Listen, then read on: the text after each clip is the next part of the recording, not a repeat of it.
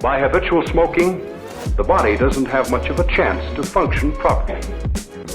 Most of us have heard all about smoking and nicotine and how addictive it is. There's nothing new about that.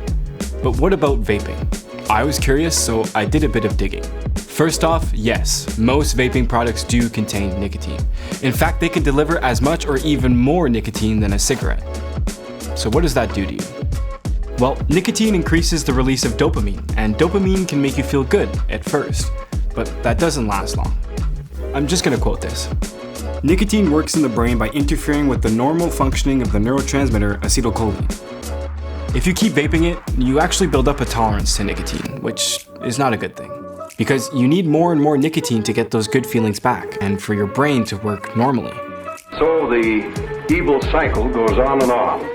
At the same time, the nicotine itself causes your heart rate and blood pressure to rise, which adds stress to your body. So vaping to reduce stress doesn't really work. Not for long, at least.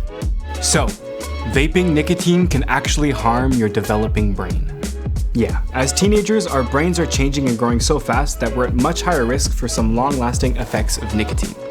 It can take less nicotine to get hooked on than adults. It can mess with your memory and concentration, and it can contribute to mood disorders. So, let's talk about addiction. We know that nicotine is very addictive. It can cause a physical dependence, so you feel more agitated and anxious if you haven't had any in a while. Even after just a few hours without it, which adds even more stress to your body.